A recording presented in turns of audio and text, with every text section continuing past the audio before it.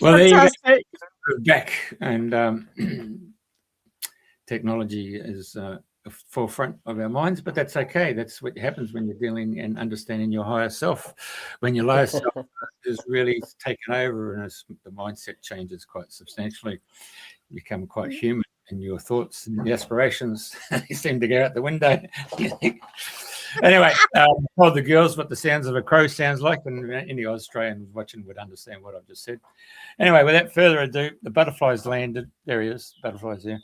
And without further ado, we're going to go straight to Priti, my co-host, Priti Pauline, of course, and the guest is in the middle, so all the way from West Sussex. All right, back to you, Pauline. Okay, thank you so much, Jeff. We've had a few little hiccups, like you said, and I don't think I want to know what your higher thoughts were that were going on in your head for the last half an hour.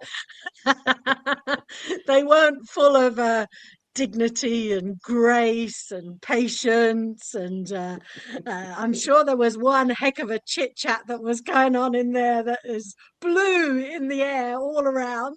But here we are, and the higher self came through, and the humble words are about to start.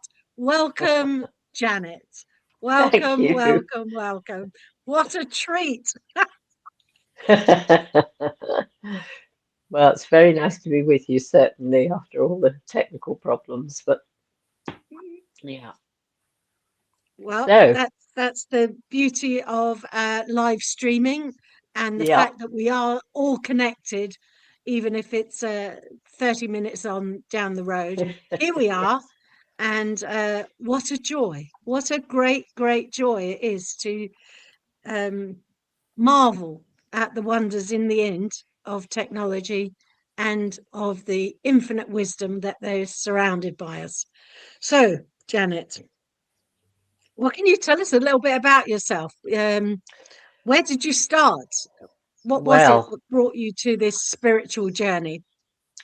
well, originally I went for a reading with a man in London, and he said, "Well, you're very psychic. Have you ever thought of going to the spiritualist church?" And I said, "Oh, no, I don't want to get involved in funny sects and funny religions." And he said, "Go to Richmond Spiritualist Church. It's a big church. They're very friendly. You'll be all right there." So off I went. And he was right. It was a big church and they were very friendly. It was the Unitarian church, and the Unitarians used it in the morning and the spiritualists used it in the evening. And so I liked the service. No theology, no dogma, sending out a few thoughts for the sick to start the service, and then a reading by some American Indian or somebody like that, and then a demonstration at the end of it of clairvoyance. And so I liked that service, so I continued to go. But I wanted more knowledge somehow, so I read all the books in the library, and that didn't really do it. And then eventually I was invited to join a development circle. And so I sat in somebody's home with half a dozen other people, and I was trained by a lady called Linda Apthorpe, and she had been trained in the 1930s, so she was getting on a bit when I met her. And after I'd been there a couple of weeks, she looked at me and she said, "Well, I just seen you at the court of Mary Queen of Scots." She said you were sitting in the solar spinning, and she said you were very cross about something, but that's where you first met me, and you've come back to learn more from me this time. And I knew she was right, because when somebody tells you the truth, your whole system goes, "Ooh, yes," your heart swells a little. And so I'd love that Tudor period. I love the pearl earrings and the dresses and those tall red chimneys. So I knew she was right because I loved that Tudor period. And then another day, a few weeks further on, she looked at me again and she said, "Well, I've just seen you at the court of Marie Antoinette," she said. "You weren't very nice. It didn't do you any good. You lost your head, And so I said, "Oh." An And awful in lot those of days, people in the courts of Marie Antoinette did lose their heads. I'm pretty sure of it. yeah, yes, exactly. And so in those days, I was an actress and I'd just come back from a stint in the theatre. And she said to me, you've just met somebody from that time and you've done it again. You weren't very nice to them this time either. And so she said, in the next few weeks, you're going to meet somebody else from that time. Now, don't mess it up. So I was very nice to everyone in case I got it wrong. But I knew exactly who that woman was. You know, in my mind's eye, I could see her in one of those red woolly hats that the revolutionaries wore. And in my own defense, she was a bit of a pain in the what's it to not just me, but everyone else in the company. And then, a bit further down the line, she said to me, well, you won't start work until you're 50. And I said, oh, I'm only 24. And she said, well, I'm sorry, but that's what they're telling me. So I expect that's the way it'll be. So, of course, that's exactly what happened. So I carried on with my acting career. And I carried on with all the things that she taught me. You know, she taught me meditation and healing and all the things that I'm still using today. In the 1980s, I opened a spiritual centre in Chiswick in West London and sold spiritual books and had tarot readings and sold all the other things that those spiritual centres used to sell in those days, you know, tarot cards and pyramids and pendulums and all of that stuff, because that's the stuff that makes the money. My joy was selling the books, but actually you don't make a lot of money out of selling spiritual books. So the money was made from all the other stuff. So I had that shop for about 10 years. And then, of course, I got to 49 and my life sort of fell apart. Okay. So at 49, I then sold my shop, sold my house, stayed in London for another couple of years. In the 1960s, I'd had 2 children which went off to be adopted, and I didn't get them back for 27 years. So I found my 2 children again in that period of time. And then eventually I moved down to the south coast to Brighton. And I lived on the seafront for a while, and I didn't know what I was doing with myself. I'd given away all my spiritual books and all the pictures and everything. I was fed up with all this spirituality nonsense. And I didn't know what I was doing with myself. And then I kept bumping into this man on the seafront, on the bus, in the supermarkets, a chap that I'd known in London. And he said to me, oh, I'm just going off to do this past life regression course. Why don't you come with me? And I said, oh, well, in the absence of anything better to do with my life, okay. So we both started this course together. He did about 2 modules of it and said, oh, I don't think I'm going to continue with this because I don't really understand what they're talking about. And I said, oh, I love it, because I'd always been interested in karma and reincarnation.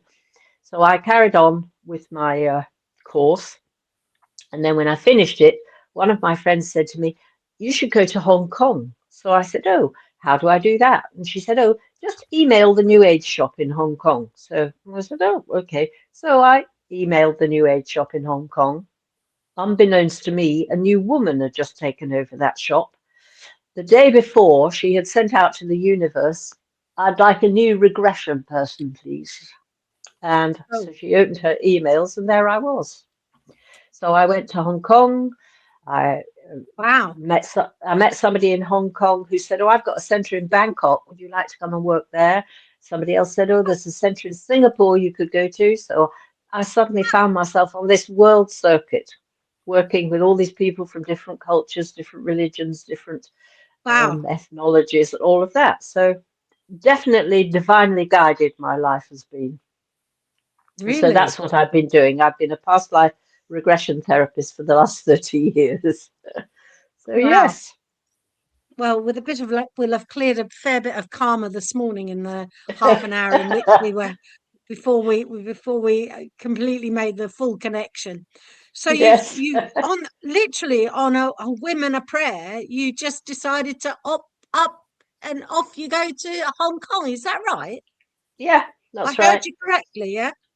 Yeah, you certainly did. And then so that was it. From Hong Kong, that all. I'm just putting my earrings in, which I just found in my pocket. Okay, so from Hong Kong, it was up to Bangkok. And what activities were you doing in those places? Is a shop that you went to, was it? And no, I used to work in mostly in little spiritual centres. So the place in Bangkok was a very beautiful house off Sukhumvit, which is the main thoroughfare through Bangkok. And it was run by 4 English people. And so I had a room there and they did all the bookings for me. And so I went there 2 or 3 times. And the same with Hong Kong, the same with Singapore and Australia and America and India and all the other places that I've been to. I've always worked in little spiritual centers and also in Australia too. My son got married up in the rainforest. And so I worked my way down on a bus from Cairns down to Townsville.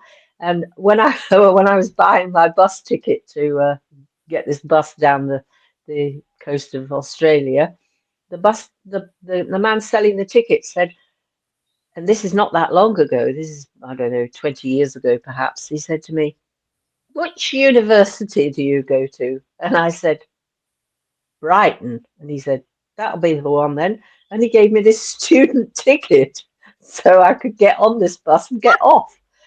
And then I'd work in Townsville, and then I'd work in somewhere else, and then I went down to Byron Bay and met up with my ex-brother-in-law and stayed with them and worked in a little centre in Byron Bay. And I got back on my bus again and went down to Sydney. So I've always been divinely guided wherever I've gone. So Yeah. I'm very, very blessed. Yeah. Clearly a student all the way through. So age Yeah. doesn't define your No. capacity to be a student. No, you never stop learning. You never, ever stop learning. There's always more to learn.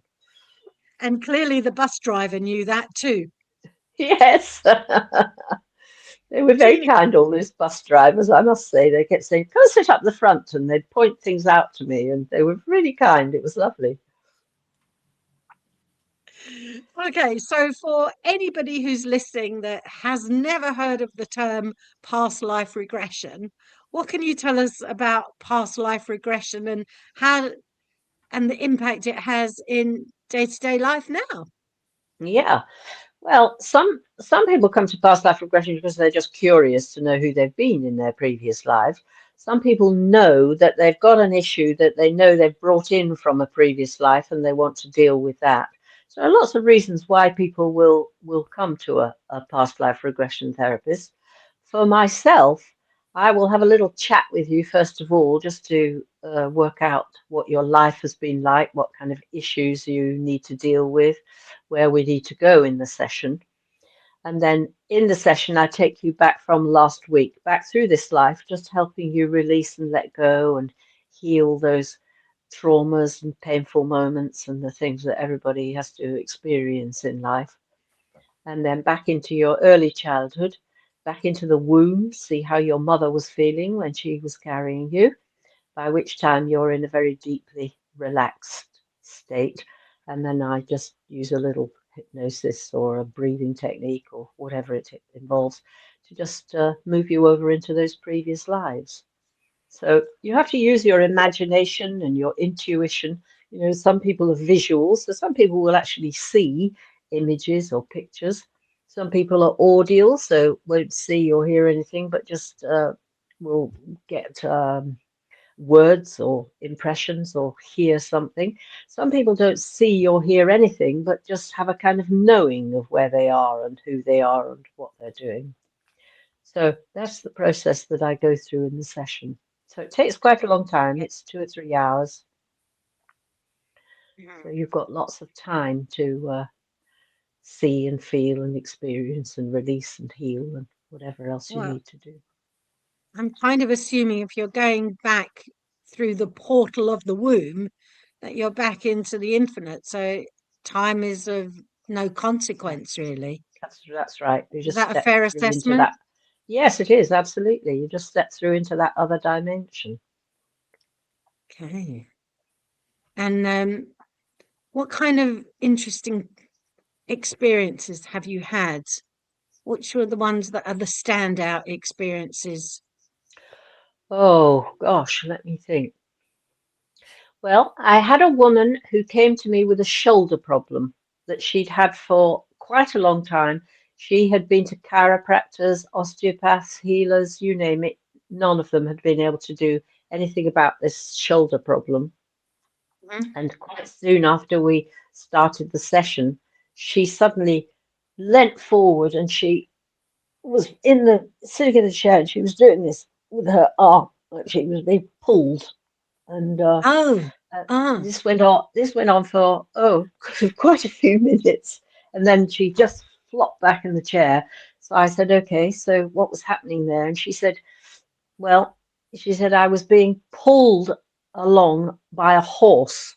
They tied me to the back of a horse, and they pulled me along by my arm over quite a oh, long distance." And so then she said, then these men came and they kicked me and they thumped me and they killed me. And she said, so ah. in my spirit body, I was looking down on myself and I could see I was wearing a pale blue robe. And she said, I think I was a monk. Anyway, she was quite happy about that. And off she went. And a couple of days later, she emailed me and she said, or she rang me, I can't remember now because it's a long time ago. But she said she'd done a little bit more work in meditation about this situation, and her intuition or her guides and masters had told her that she had been an Albigensian monk who were part of the Cathars in France, who were all killed by the Inquisition. And she was told that she had been an Albigensian monk and that she had died thinking that she had failed God. But actually, what had happened was she had not failed God. She had done her best right up to the moment of her death, and so that had solved her shoulder problem. She no longer had the shoulder problem, and she'd also had rather low self-esteem, although she was quite bright and articulate and quite intelligent. So she felt much better about herself, and she got her self-esteem back. So I mean, that was an extraordinary life that she had. So, And then, the- sorry, go on. yeah, the past life story Hmm. helped her right here, right now. Yes, In absolutely. that because she had this elaborate story of being a monk and that she'd failed everything and that she was, nothing was working properly, and right up to the very minute, then that story helped her Heal herself. right heal herself. Yes, so she got Mm. another perspective on what Yeah, she was doing, and that she was in fact serving God, and she yeah, still is carrying on, or was carrying yeah, on serving God, and yeah. that helped her. Yes, that definitely helped her.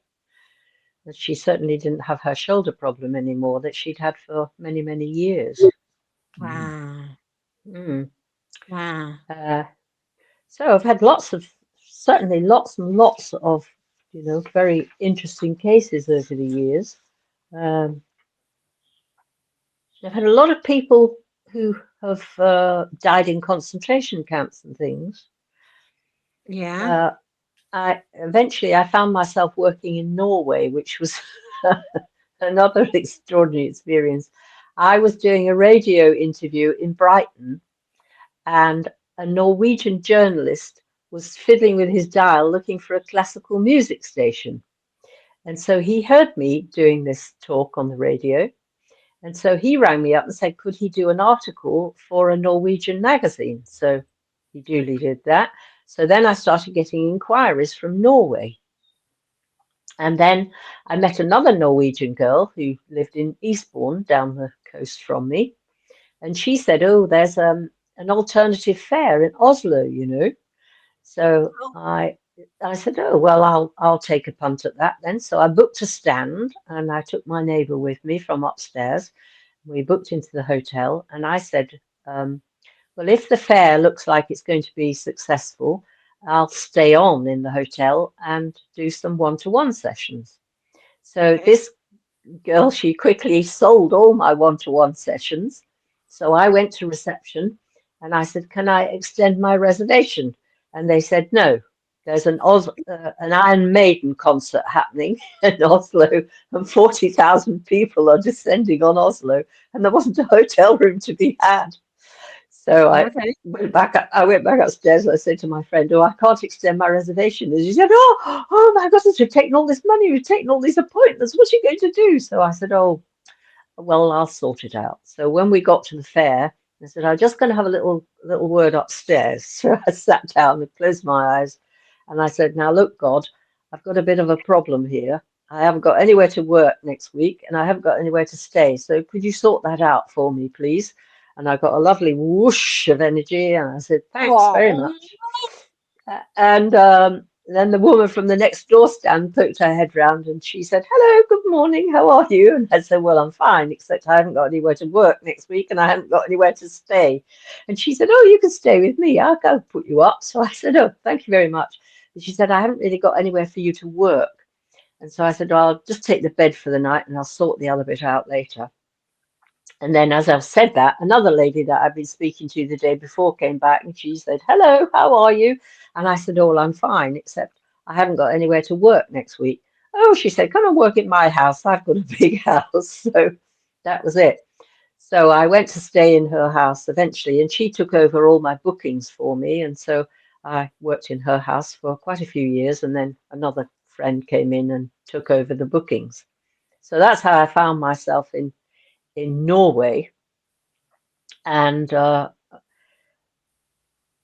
forgotten why I'm telling you this now, of course. What was I saying? it'll come to you. Eastbourne. Yeah. I like at Eastbourne. Told you about Oslo at the fair. And took Uh, you from upstairs. Iron Maiden were in there, but you couldn't get the anywhere. Iron Maiden And were there in have been there. very, very interesting Oh, I past know, I've lives. Ah, remembered. here we No, I remembered. So the lady who took over my bookings, she had a daughter who was only 15 at the time. And she said, "Oh, I want to are. have a session of regression." And her mother said, "No, no, no, you're too young. No, no, you can't possibly do that." And so anyway, when she met me, they came for a cup of tea. She said, "Oh, you can have your session." And this girl always could not have a shower. When she went into the shower, she had to sit down because she was so full of fear. Anyway, in the session, of course, she died in a concentration camp in the showers, when they had to take all their clothes off and then they were done with the Cyclone B gas. Anyway, so we worked out that that's what had happened to her, which is why in this life she was so afraid of going into her shower and having a shower.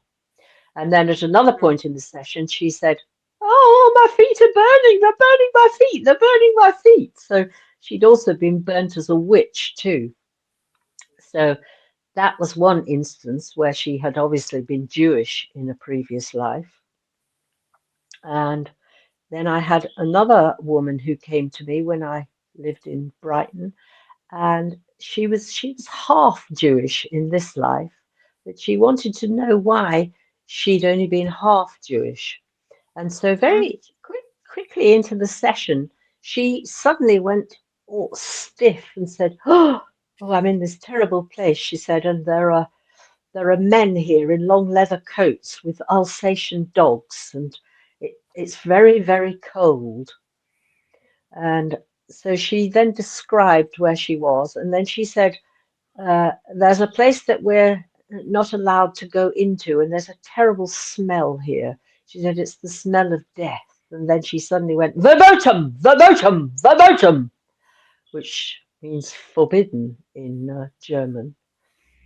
And so we carried on in this session, and she said, we're standing on the edge of a deep pit, and there's a line of soldiers in front of us." And then the order came, "Fire," and all this line of people were all shot, and so they all fell back into this trench that had been dug, and there were just hundreds and hundreds and hundreds of bodies. And so in her spirit body, she could look down on this terrible scene, but she knew that she was whole and perfect in her spirit body.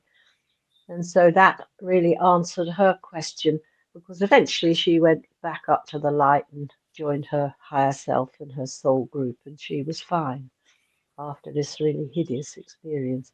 But it certainly answered her questions for her. She realized why she was only half Jewish in this life, because it was a kind of dangerous area to be in. Mm. Mm. So Wow. Mhm. And do you keep up? Do you follow up with the people after they've had I their don't. No, stories and no, okay. no, not you. No, some people will come back again to deal with something else or go into a different life, but not usually.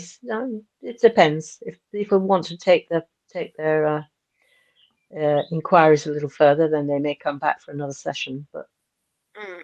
not So always. so the imagination, there's a sense of knowing that this story for her represented something profound in her life Yes, that she could acknowledge and yes, an aha moment that yes, came in. definitely. Yes, And with that yes, aha moment, the charge, if you like, was dissipated. So she could yes, normalize and yeah. not be half Jewish anymore, or not be Jewish, or just Yes, be because different from that point on. if you die with something unresolved or on your heart or Ah, your soul, then okay. you have to come back and do it again, which is why those feelings are there. So, Ah, a lot of healers and teachers, I mean, all the healers and the teachers are back down on the earth plane now to help us as we go through these challenging times. But if you've been killed and persecuted and tortured in your previous lives, there's often a fear of stepping into the work in this life because, if you get involved in that stuff, you can be killed. It's dangerous. So there's a fear of being who you've come to be. And that goes with all sorts of things, fear of drowning, fear of flying, fear of all sorts of things. There has to be a reason for it, otherwise it makes no sense. So if you can find the reason for it and then understand why it happened, then the fear is dissipated and the karma right. is healed and you can move on and get on with your life. Mm, Does that make sense? it does. It does. It's as if there's an unknown, unspoken, unconscious something Yes, it's that always just coming from gets in your the way, unconscious. and you don't know what it is, you don't know where to go. It just Mm. is like you hit the glass ceiling in the corporate world, or Yeah, you just hit the wall. Maybe it's the yeah, wall in the marathons that people have been running. There's a big saying, isn't there, and until you go yes, through the wall, even in yes. there's a film. What film was it? It was Officer and a Gentleman, where there's a lady there, Seagull, get over the wall, get over the wall. That's uh right. so there are walls that we need to break down. Even Pink Yeah, Floyd had another brick in the wall. Yeah, yeah. okay. Yeah. And that helps whoever comes to you, between the two of you, finds that which will dissolve the wall that's in front of us. Yes. I Is mean, that about I've had quite a few walls myself in this life. I mean, I went for a reading with a woman in Wembley many, many, many years ago now. And when you went to this woman, she channeled somebody called the Master. And the Master would tell you about the life that was the most relevant one to this one. And so uh-huh. he told me about a life 2,000 years ago where I'd been brought up in a very small and very loving family. It was in the East, and it was about the time when the trade routes were opening up and camel trains were taking goods from one part of the world to Hmm. another. And at the time, there'd been a great drought, and so water was there was a shortage of water.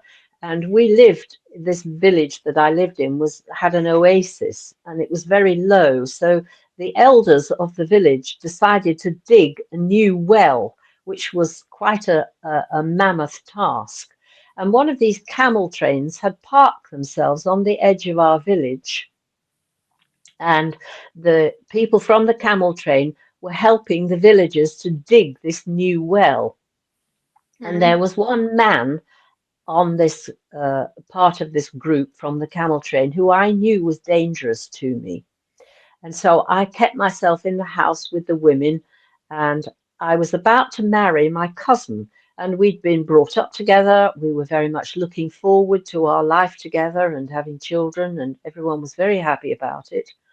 And then the night before my wedding, it was very hot, and I stepped outside for a breath of air, and this man was waiting in the shadows for me. And so he abducted me, threw me over his camel, and abducted me off into the desert. And so this woman had a very wobbly voice who was doing the channeling. She said, "And he violated you many times that night." And so I was obviously raped and abused, and this went on for weeks. I had to walk beside his camel. And then eventually we got back to the place where he came from, which was a huge city. And I knew there'd be no help for me there because I was a very young woman. I had no help or anyone to assist me.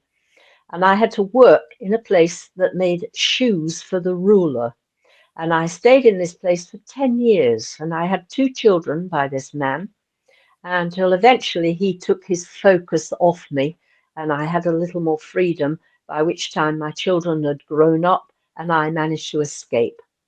And so I took my children with me and I set off on this very, very long journey, this very circuitous journey to get back to my village again. But of course, I didn't know which direction we'd come from. So it took me months and months and months to set out on this journey. And I gradually I got very sick on this journey, and sometimes I had to knock on people's doors, and they would take me in, me and my children, sometimes for weeks on end while I recovered. And gradually on this journey, it dawned on me that not all men were bad, that some of them were very kind and generous and hospitable. And so I had to rethink things because I'd become very bitter and twisted by the experiences of what had happened to me. And eventually I did get back to my village again. Nobody recognized me because I'd been away for so many years. But eventually I found a place for myself in the family circle. I was never able to marry because of what had happened to me. The religion forbade it. And I had to spend the rest of that life trying to undo the damage that I'd done with these 2 children because I'd also taught them to hate. So in the channeling, they said it was a very important life because it had given me the opportunity to have both sides of the coin because I'd been brought up in this very loving, very kind family. And then I'd been thrust out into the world and I'd had this hideous experience. And then I was back again in this loving family. So I'd had both sides of the coin, as it were. So they said it was quite an important life. In this life, I fell in love when I was about 19 or 20 with a man and eventually married him. He wasn't a good husband. He was very unfaithful to me. He broke my heart. And after we'd separated, we would still meet because I was never, I never hated him or anything. I could see that he was rather emotionally retarded, if anything. And one day he came to see me and he was just standing in the window looking out. And suddenly I felt the karma between us disappear. It fell off my shoulders like a cloak. And I got this sort of shuddery feeling. And I thought, oh, I wonder what that was about. And then, of course, years later, I discovered that he was the man who had abducted me into the desert 2,000 years ago. Okay. And so I had to marry him. You see, you have to come at it again from a different perspective so that you get another opportunity to heal that karma. And so that was the karma for me, healed from that situation. Wow. Hmm. That's completing the circle, is it not? Yes, absolutely completing the circle. Wow. And what about the So children do you have, from that life? Did they go come ahead, in? Jeff. Sorry, Jeff? Did the children you had in that life, did they come through again in this life? Well, I had 2 children in the early 60s, you see, who went off to be adopted. I'm not sure whether they're the same children, quite possibly were. When I found them again, I had our karmic charts done. by a very famous karmic astrologer called Judy Hall. And Judy said that, I'll tell you that when I met my eldest son for the first time, there's a program over here called Long Lost Family. And in those days, if you were a parent with an adopted child, you couldn't legally go and look for them. It was against the law in those days. But I could go to this woman who was an independent social worker and ask her to find them. And so I went to see this woman called Ariel Bruce, and she's still the person that they use on Long Lost Family to do their research for them. And she was an independent social worker in those days. And so I went to see her, and she said there's about a 40% chance of you finding them. It's much more difficult finding children than it is finding parents, because the adoptive parents changed the child's name as soon as they adopted. So if you have to start buying birth certificates, it can get very expensive. Anyway, she said there may be a chance, because I'd had 2 children in consecutive years. She said we can have a look at the electoral register, and that might give us a clue as to where they are. And so anyway, I left her with it, and 6 months later, she rang me up and said she'd found them. And so we arranged, and Richard was coming to live in Australia. And so we didn't have a lot of time. Normally, you would write letters and exchange photographs and have a sort of bonding process. But we didn't have time to do that because Richard was leaving to go and live in Australia. So we had to do it rather quickly. And so she said to him, "Where would you like to meet, Janet?" And he said, "Oh, well, in a pub." So she said, "No, I don't think that's a very good idea, because Janet might cry and she doesn't want the entire pub to see her in this emotional state." So he said, "Well, what about here?" And she said, "Yes, you can use my flat upstairs." So that's what we arranged. And then before I met him, she called me into her office and she said, "Look, I'm going to say something to you, and I want you to pay attention because it's very, very important." She said, "You're not that much older than them. You're very attractive. Don't fuck him." And I said,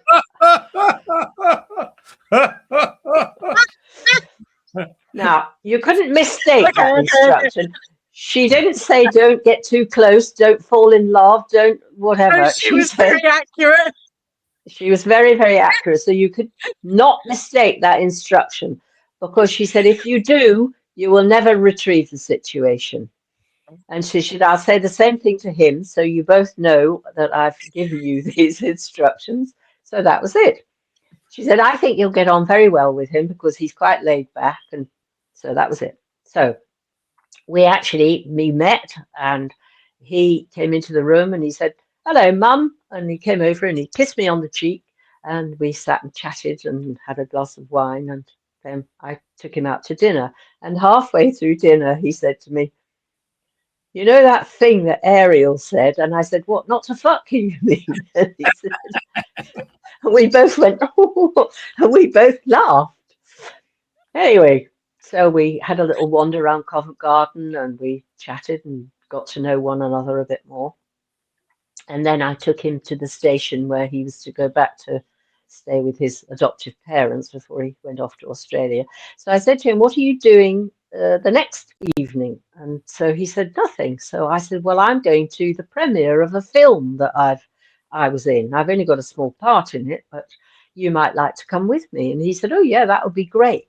So the following evening, we met in a pub, and again, of course, and we chatted and we talked about things. And he said, "I'm really glad you didn't have an abortion, Mum."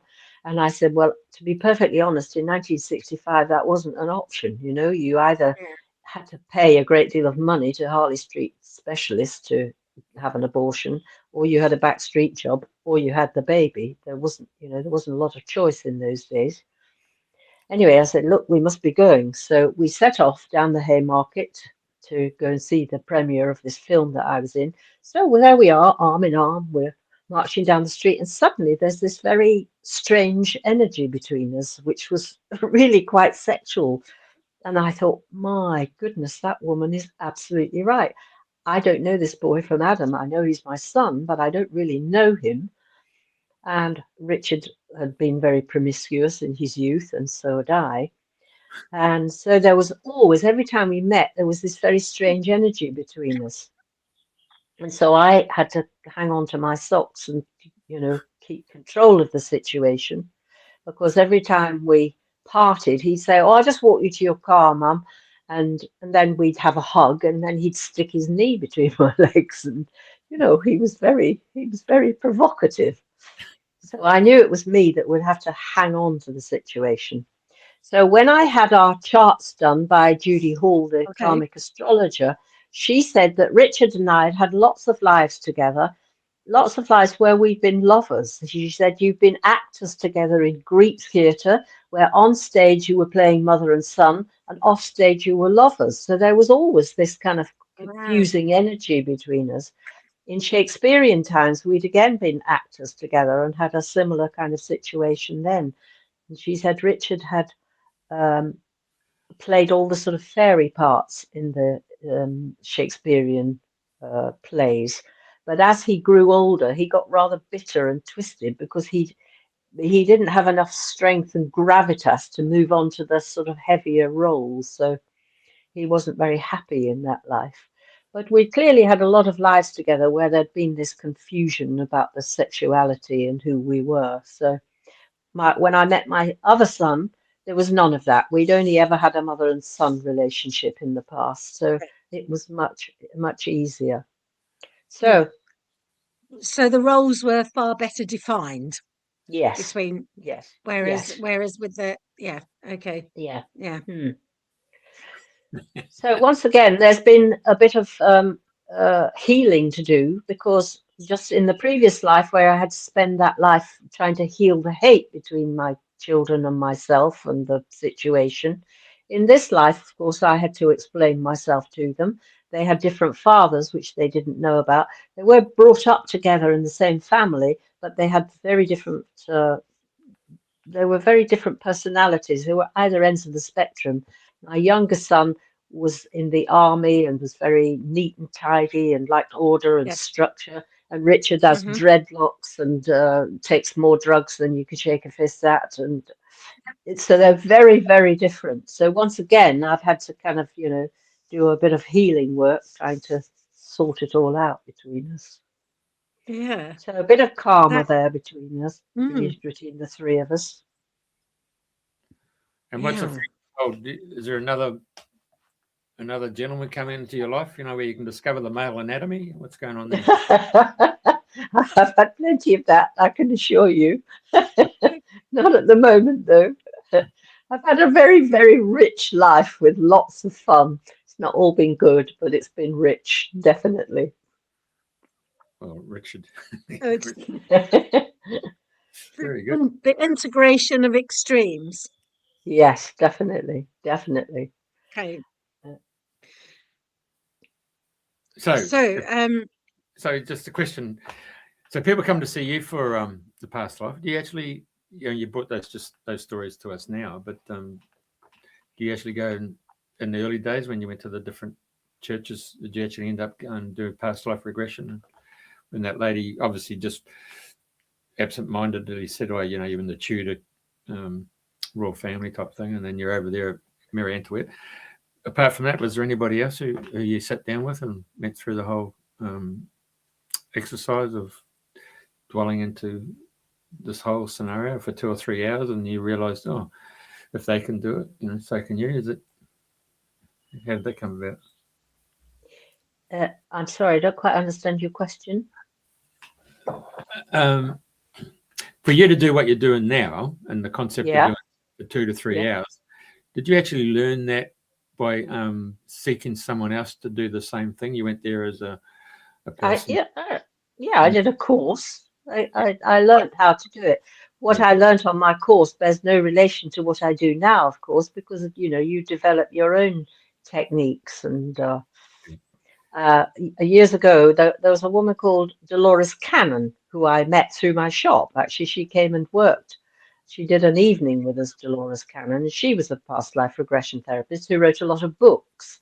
Right. And the woman who worked in the shop with me, she said, "Oh, I heard this marvelous woman, Dolores Cannon, last night. Shall I get her over and get her to come and do an evening with us?" So I said, "Yeah." So she rang her up. So Dolores came. We didn't advertise it, and we used my house, which was round the corner from the shop. We had to take all the furniture out of the sitting room because so many people came, and they were all packed in like sardines sitting on the floor. And so Dolores came and did her talk and talked about whatever it was. And then some years later, I met her again in Worthing when she was over here because she lived in America, I think. And she was talking about her own past lives. And afterwards, I spoke to her and I said, "You came to my shop a few years ago." "Oh," she said, "I remember that." She said, "They were packed in like sardines, weren't they?" Um, so I was thinking of doing a course with Dolores Cannon. And my masters said to me, "No, you don't need to do that," they said, "because what Dolores is doing, she's looking for subjects for information for her books. So what she uses is a technique." They said, "What you do is intuitively guided. So you don't need to take her course and you don't need her way of doing it." So that was quite interesting, actually. Sure. Hmm. I had a chuckle to myself when you said you went to Wembley to meet the master, and it took me to a flash of Doctor Who and dealing with. Well, actually, that master was, I think, Joseph of Arimathea, who I met at the time of Jesus because I was around at the time of Jesus. And I would get lots and lots of people over the years. I've had lots of people who've met Jesus, who've been around Jesus, who've been his disciples, who've been his friends, his family. And I used to keep thinking, I wonder why I keep getting all these people who've known Jesus. But then that was explained to me because when I went to Egypt about 25, 30 years ago now, we flew from Egypt to Israel and tacked on an extra week in Israel. And we landed at Tel Aviv airport on Easter Sunday. And we had an Arab tour company, and they said, "We're not going to take you to Jerusalem today because we think it's too dangerous. So we're going to take you somewhere else." And so I'd met up with an American girl called Jennifer. And so we didn't really care where they took us because we were so busy chatting and, finding out about each other. Anyway, when we got to this place, we got out of the coach and I started to cry and my whole body started to shake. And I said, "Where are we?" And they said, "You're at the Church of the Nativity in Bethlehem." And so I said, "Good heavens." Now, I was brought up in the Church of England, but, I left quite early because there were too many rules and regulations. So I wouldn't call myself a Christian or even very religious. So we went down the steps into the crypt, which is supposedly into the space where Jesus was born. Now, on the floor, I don't know whether any of you have been there, but there's a big silver star. And when you put your hands to it, it was like pins and needles. It was really very, very strong energy. So whether it's the spot where Jesus was born or whether it's become infused with energy because people think it's the spot, I don't know. But it was very moving and I was actually quite overcome. And so when we went out of this place, I sat in the upstairs church for a little while. And then Jennifer, my American friend, came rushing up to me. She said, "Quick, quick, you must come and see this other place." And so we went to the back of that church, out through a side door into another chapel. And then we started to go down some more steps into a different crypt. And once again, the tears rolled down my face and I started to shake. And I said, "What is this place?" And she said, "Well, somebody's just told me that when they found it, they only opened it about 20 years ago. And when they opened it, they found 50 tiny coffins from 50 Essene babies that were killed by Herod. It was the slaughter of the innocents." Well, by the time I got to the bottom of those steps, I was on my knees sobbing. And I couldn't understand what was going on at all because there were other people wandering around. They didn't seem to be deeply moved by this situation. And so I thought, well, one of these babies must have been mine. That's all. That's the only solution that I can think to this extreme reaction to this place that I was unaware of a few moments ago. Anyway, so I didn't think about it. That whole week in Israel was very strange because it was I couldn't work out whether it was like scenes from my Bible as a child or whether it was part of my soul, or it was a deeply moving week. Anyway, some years later, one of my friends put me in touch with a chap who thought he'd been Judas in a previous life. Anyway, so we started emailing one another about what we thought, and he was a pilot for South African Airlines who flew into London quite often. So on one of his visits, he brought his wife with him and his best friend, and so they came down to Brighton, and we all had lunch together, and we all got on very well. And they said, you should come to South Africa. They said, you could work in our house in Johannesburg. We'll find you some clients. And so that's what I did. So a few months later, I flew off to Johannesburg. I worked in their house. And while I was there, this pilot chap called David, he said, oh, I want to take you to this Afrikaans woman to have a reading with her. Her name's Magdal. And so off we went to see Magdal. On the way there, I thought, oh, I better think of some questions to ask her. And so I wrote down 2 or 3 questions that I wanted the answer to, one of which was what happened in that crypt in Israel. Yeah. Because this woman Magdal channeled Archangel Michael and Jesus and various other bods. So I thought that she would be the perfect person to ask this question of. Yeah. So I gave her my questions when I got there. And indeed, Archangel Michael came through. Kutumi came through, who's one of the masters. Joseph of Arimathea came through. And various other people. And they said, indeed, I had been in that life in Israel 2,000 years ago. I had been a man. And I had been Jewish. I was brought up in Qumran in the Essene community. And my wife and I only had one child. But it was as if we had offered that child as a kind of sacrifice so that God's plan could work out and that Jesus will be able to get on with his life and to do what he came to do. So a lot of people had that experience of losing their children, which was a very traumatic experience because most of us only had one child, and we lost that one child and we never had any more. But it certainly answered my questions of what had happened and why I'd had such an extreme reaction in that crypt in Israel. And also why I had been around Jesus at the time, who I had known. I had been part of his outer family. They said I was a second cousin once removed from John the Baptist. So that answered a lot of questions for me, but it was a fantastic channeling, I must say. Yeah. All right. Because Glastonbury's got a bit to do with Joseph of Arimathea, isn't it? With the hawthorn tree. Yeah. And have you collected all these stories and everything else? What's in the wisdom from the masters in your book? Well, the wisdom from the masters, it has a lot of spiritual information. It doesn't have my stories in it. That I've written in my autobiography, which I'm going to publish this year. So that'll be coming out soon. But in the book, I talk about the masters and who they've been in their previous lives.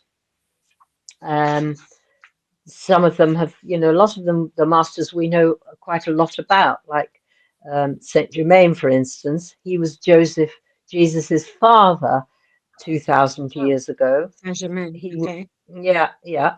He was also the great prophet Samuel. He was in charge of the Temple of Light on Atlantis.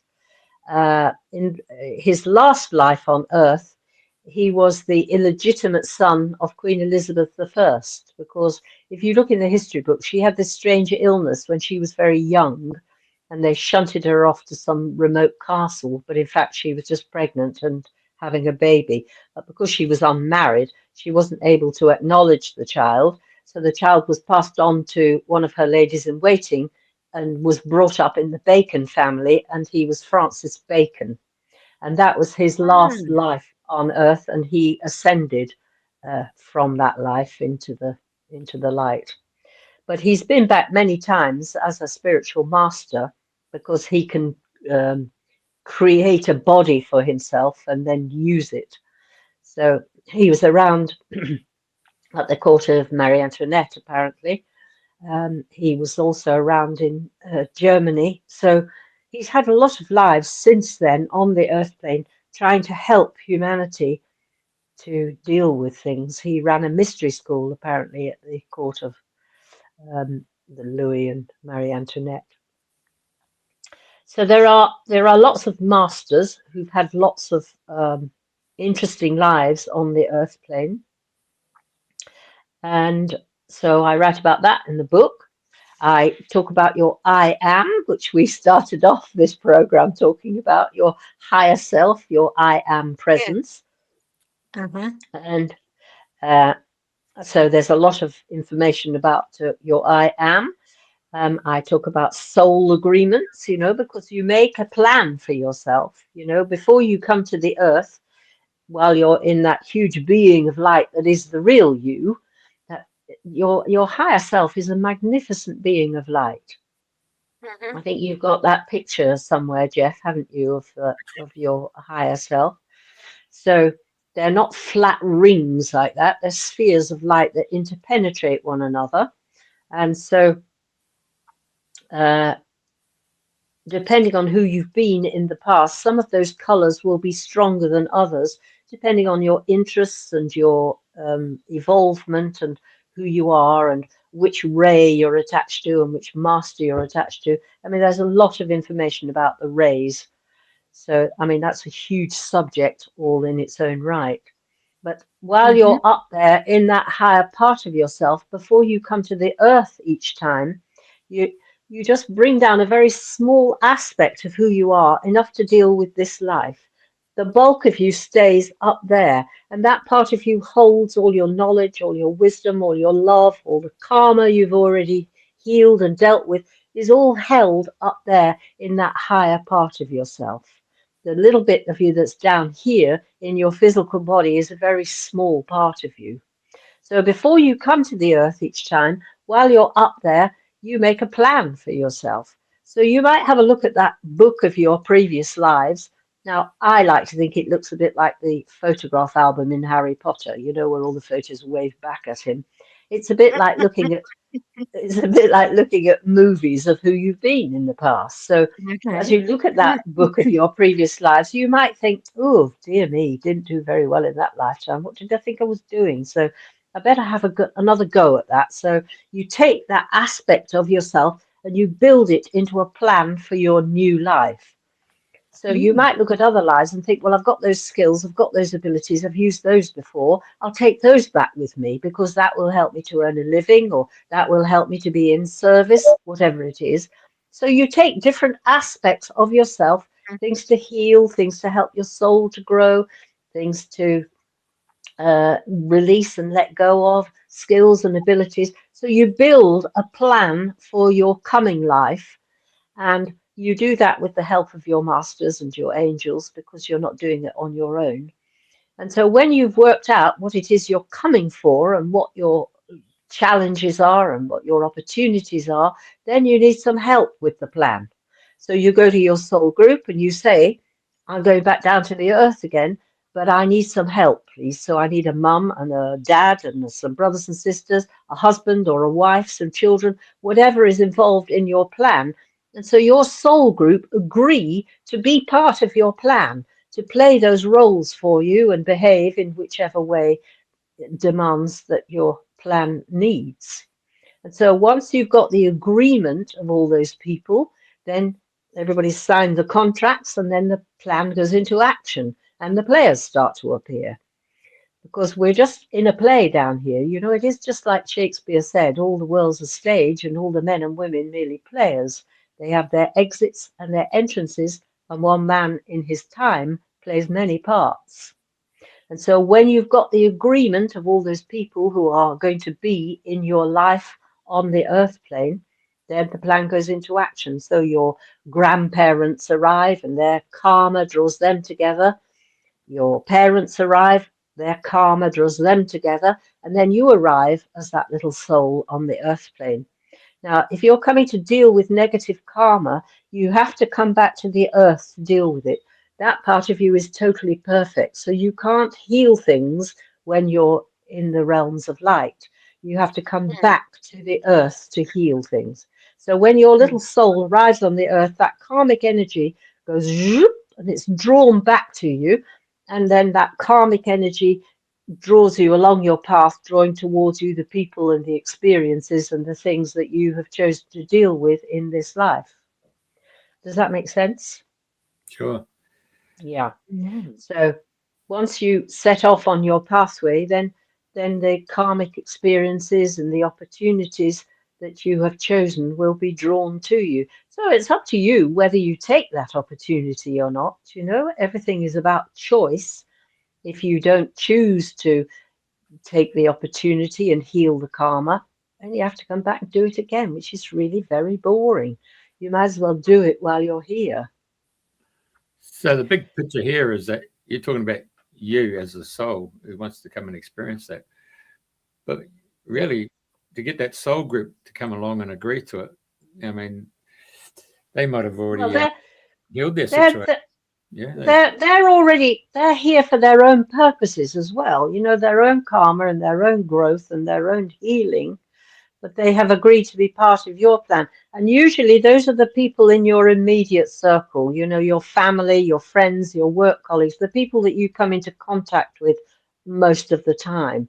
There are other people on the periphery of your circle who you don't bump into very often because you don't have any karma with them, so there's no reason for you to meet them. But the people that, you know, get up your nose and irritate you and make you cross and all of that, you can be sure there's a trigger in there that needs healing when that happens, because those people will keep pushing those buttons until you do something about it.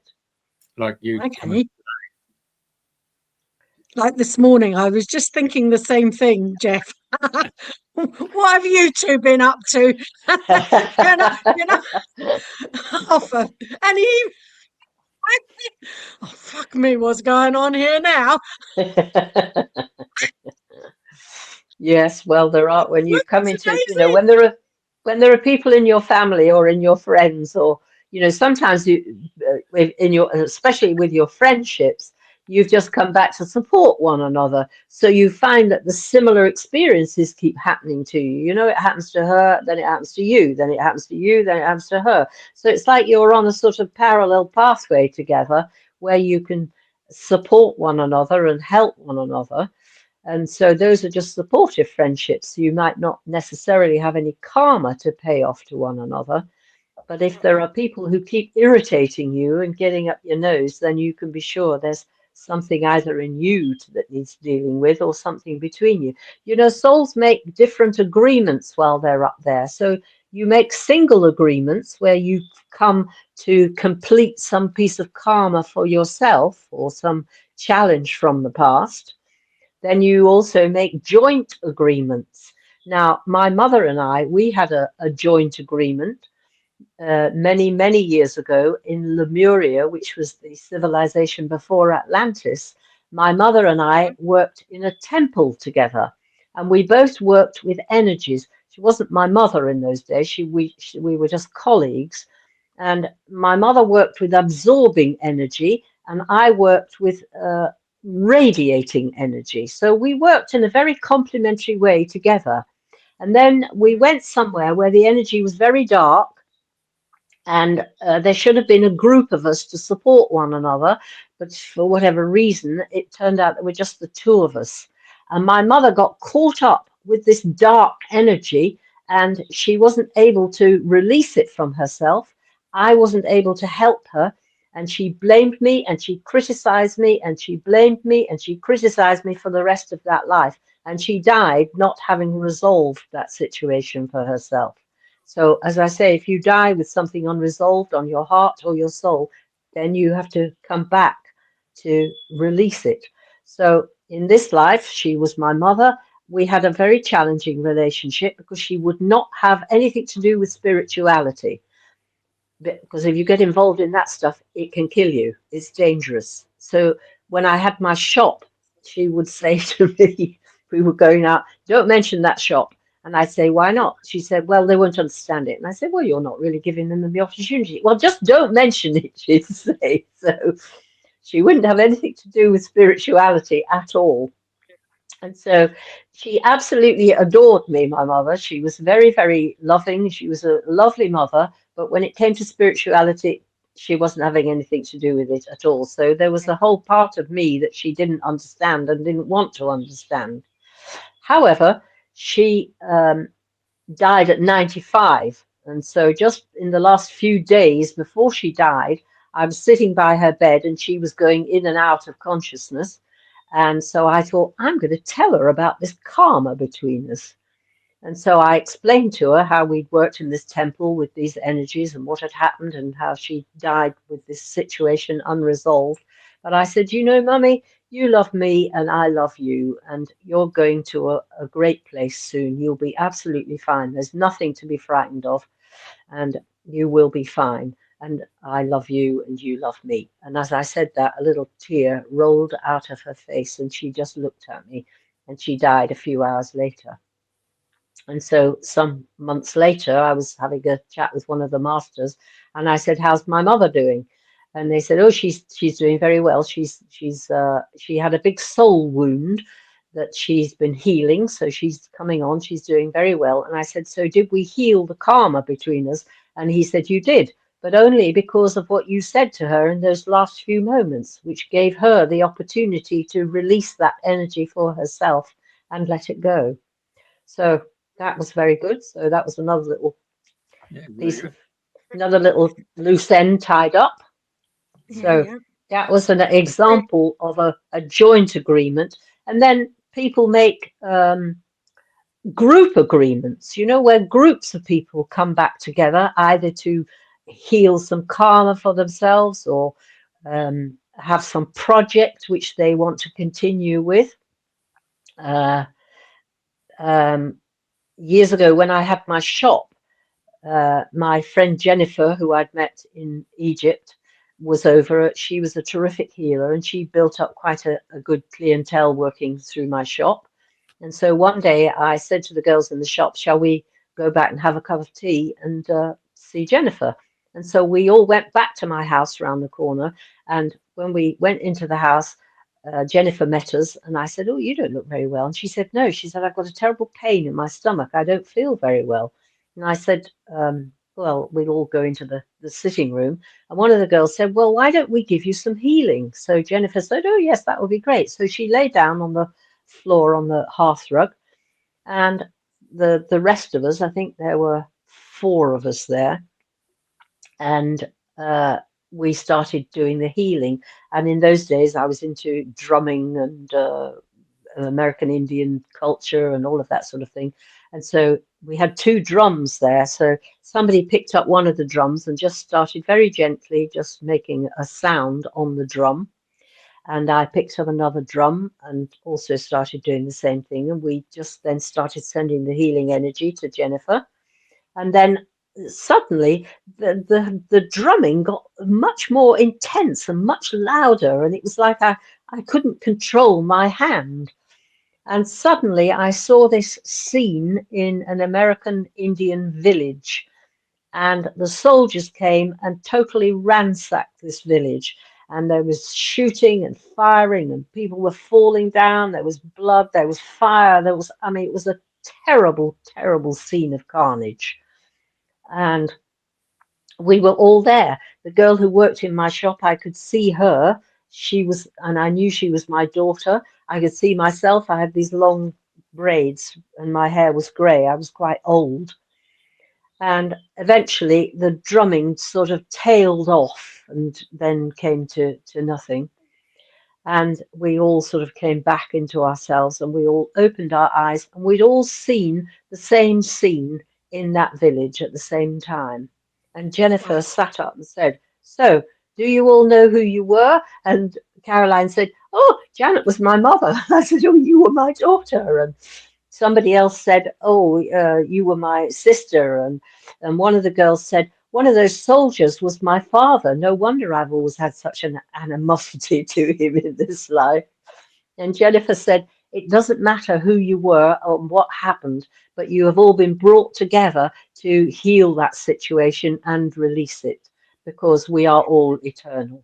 So, I mean, that was another amazing experience, and an example of a group agreement where we'd obviously all come together for a specific purpose and all met one another through my shop.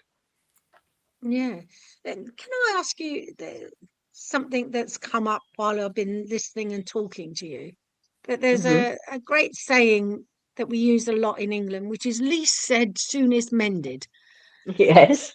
And from what you're saying, it's all that's been unsaid and unresolved that hasn't been mended. And it's the complete opposite. So the least said, soonest mended is like, well, just keep on chugging along, stiff upper lip, get on with Yes, it, girl, exactly. and don't rock the boat, don't poke the bear. Yeah. Well, and that's true, because if it, as that's avoiding, exactly. But people don't like confrontation, so most people are very scared of confrontation, and it doesn't always have to be violent. You can have a conversation with somebody and explain how it makes you feel rather than blaming them. It's when we start blaming people that the trouble starts. So it's much better to try and have a conversation with someone and try and get to the bottom of it rather than least said, soonest mended. Is not a very good way of dealing with situations. Okay. So, have you got any other little exciting stories to tell us? Any more little past life regressions that have Yes, I've got captured lots the of them. imagination? I've got lots of them, yes. When I had the shop, there was an American woman who was an astrologer as well. And she said one day, she did my chart, and she said, I've got 3 lives here. She said, in one life, you were a farmer in the West Country, and your farm failed. And to make some money, you became a slave trader, she said, and you treated your slaves worse than the cattle that you'd owned. And then she told me about two other lives, and she said, I've no idea why I'm telling you that, but anyway, there we are. That's what I get, or that's what's in the chart, or whatever it was. Anyway, so in 1983, I went to Sri Lanka, and I had a friend who was Sri Lankan, and he died, so his partner took me back with his mother, and we met up with other friends in Colombo. And then 8 of us went on a trip around the whole coast of Sri Lanka in a minibus. So we had a fantastic time. And when we were up on the east coast of Sri Lanka, Willie, who was actually a film director who lived in Canada, but he and his wife were over there for somebody's silver wedding, I think it was in those days. And so we went out on a boat. And Willie said to me, go on, Jan, put your snorkel on and have a swim round. So I duly put my snorkel and my flippers on, and I jumped off the boat and I was swimming around. And underneath was this beautiful cavern of blue water with, fish and turtles. And it was absolutely fantastic. And I was all right. As long as my head was in the water, I was fine. But as soon as I lifted my head out of the water, I had this feeling that something was going to come along and eat me. And so I'd stick my head back in the water again. And of course, there was nothing there. It was totally calm and very clear. I mean, I could see right to the bottom, hundreds of feet. It was just beautiful. Anyway, eventually, I tried to get back into the boat again, but there was no ladder. So my feet were wagging around under the boat.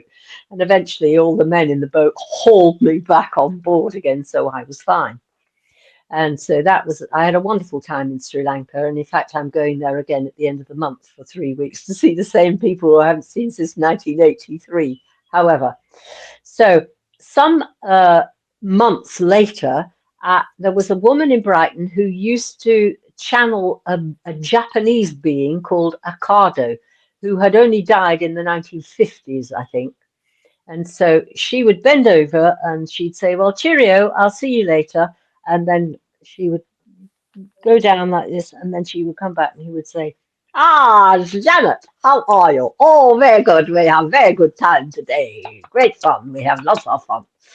And so this Japanese chap called Okado would come through, and he would give you a full shiatsu massage with oils. And so she was an amazing channel. And so one day when Okado he had a great sense of humor as well, because he was pouring out the oil onto his hand one day, and he said, oh, she'd be very cross when she come back, spilt oil on carpet. So he would laugh. So he was great fun. Anyway, so one day when he was doing the massage on me, he said, Janet, you have fear of drowning? And I said, actually, I don't have a fear of drowning, I said, but I don't like being in deep water. And I explained to him how, with my head in the water, I was all right. But if I lifted my head out, I had this feeling that something was going to come along and eat me. And he said, you see, in one life, you were a black galley slave. And just the age you are now, too old. Turfed you overboard. Lots of scavengers in sea at time. Don't worry, gone now, gone now. And so he'd lifted off this piece of karma. And I thought, well, that makes total sense of me being this farmer who was the slave trader, because then I had to have the karmic experience of being a black galley slave where I got some of my own medicine. So that was another little instance of karma being healed and the whole situation being. Yeah. So I thought that was very good. So somewhere along the line, your higher self decided that it was time to be the galley slave and to not be the person that sold you off as a slave. Yeah, absolutely.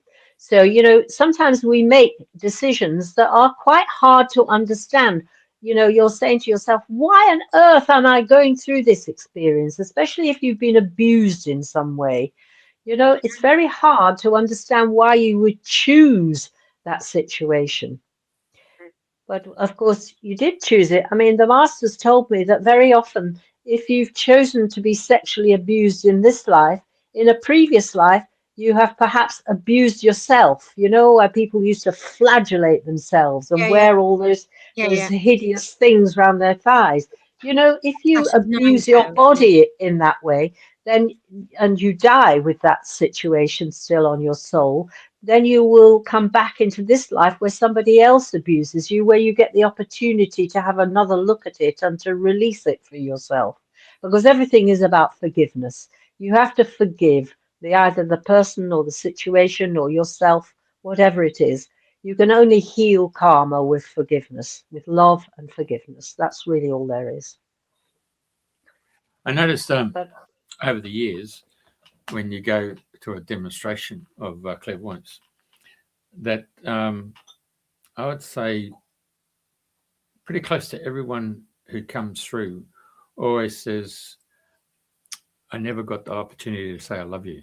Yes, absolutely right. They always come to say either I'm sorry or I love you. Yep. Always. Wow. Always. Because there is only love, there isn't really anything else. When you get up there, no matter how bad you've been, no matter what you've done in your life, there's no judgment. They're not going to be wagging a finger at you and telling you off. I mean, it must. I'll tell you another story, actually. Another client came to me, and he was very psychic. He had a life as an Egyptian priest at the time of Akhenaten. And in the session, we went up to have a look at this life, and he realized that he was very, very angry. Akhenaten was a great master who believed in the one God. And he thought it was quite wrong that all these priests were telling people to pray to all these different gods and animals and one thing and another. So Akhenaten turfed all the priests out of the temples and tried to institute a new system.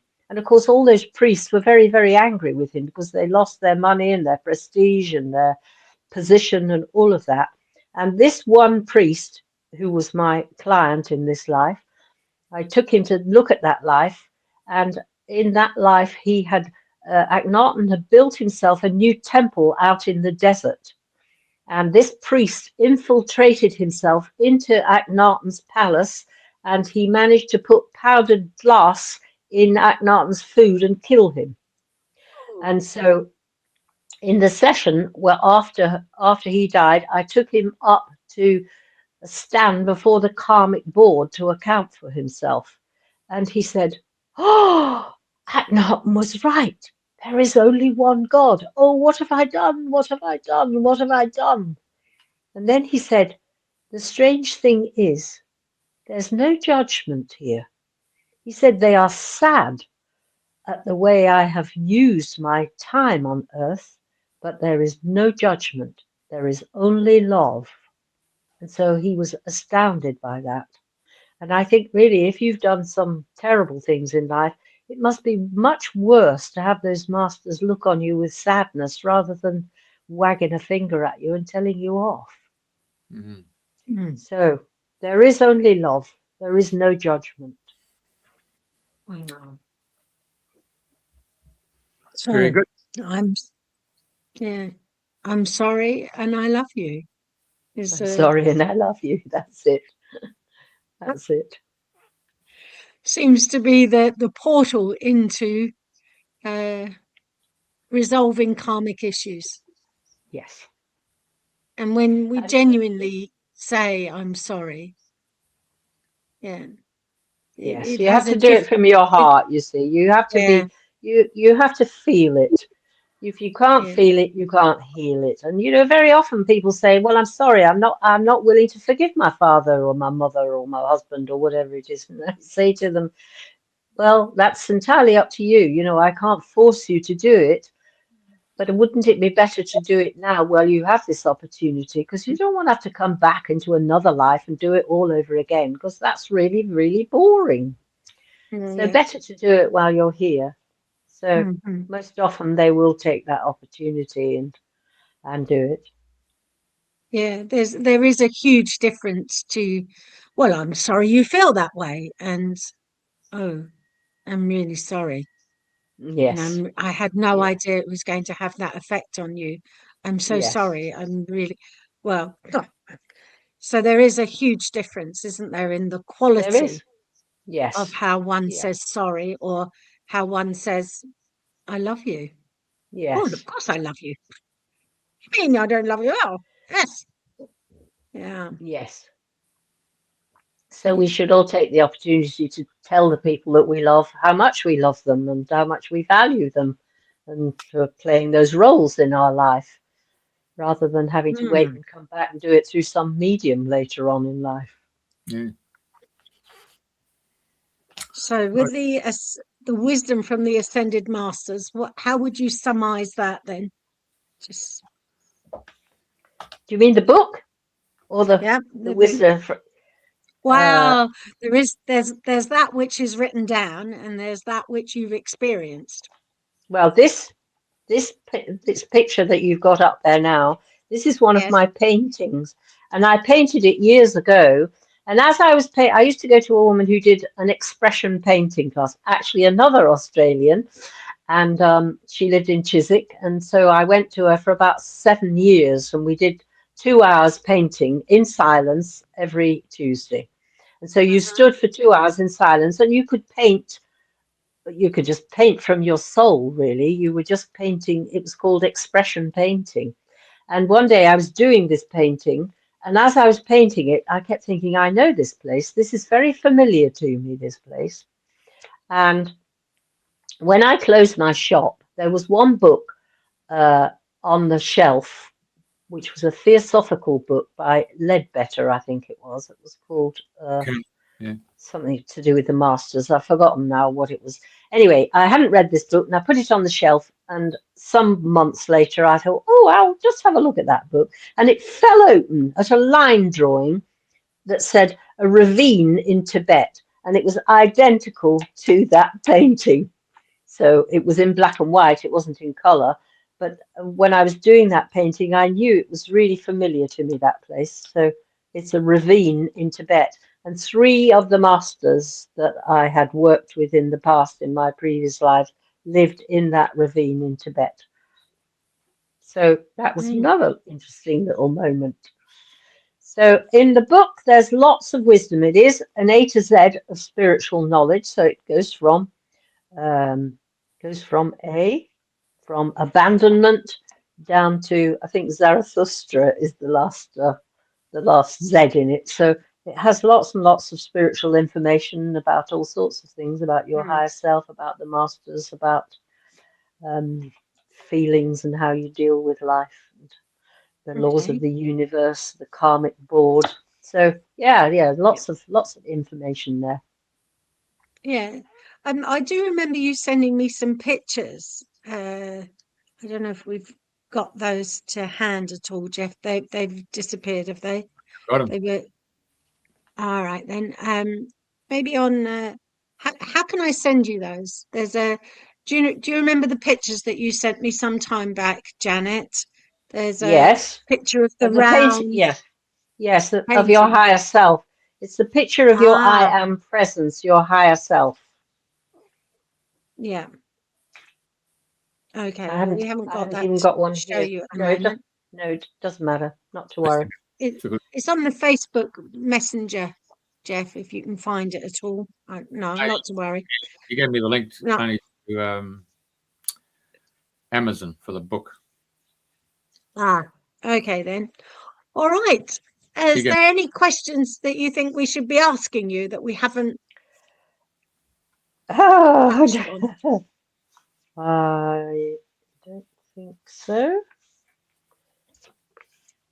Wow. Because all the information will all be there. I can't think of anything else that is relevant. Okay, cool. Well, yeah, there was one, the I am presence. Oh, yes. Yeah, you see, I've got the pictures here in front of me now, but I don't know how to get them on the screen. So there we go. The magic presence. Yeah, interesting. Yeah. So Yes. we'll One is my own painting, the big one, and the other one is from the Summit Lighthouse in America. So okay. But I just did my own version of it, so I'm not That's fair enough. stealing anybody's Okay, copyright or anything. Very good.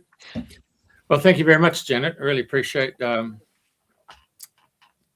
coming through as a fine trip. My pleasure. I'm glad we got there eventually. Watch the eyes. The eyes say it all. I would have done the Black. What's the name of Blackadder? Was that Queen Elizabeth? Was it Queen? Who was the one with Blackadder? I don't remember the Queen. There was a Queen, wasn't there, in Blackadder? Yeah. Yeah, it should go off with his head. Oh, that's Alice in Wonderland, isn't it? Off with his head. Yeah, she did that too. Off with his head. But Blackadder. Well, they were very busy doing that. So we've all lost our heads at some stage or other in the past. Well, it has been very interesting and sometimes very, very funny speaking with you. And we shall all remember, well, I will, some of the anecdotes you've just shared with us today. It's been a very interesting morning, and clearly patience and perseverance will get you there in the end, and we will simulcast. Thank you so much. Thanks, everybody. Thank you for persevering with my lack of technology. Yeah, well, you did brilliantly today, Jeff. We had a double whammy today, 2 different links in order to make it happen. So we'll thank the Irish there to be sure, and we're stuck with it. Thank you very much. You're going to have to go into your YouTube channel and get rid of the previous broadcast. Yeah. Okay. All right. I'll do that. And I'll send you the links, Janet. Okay.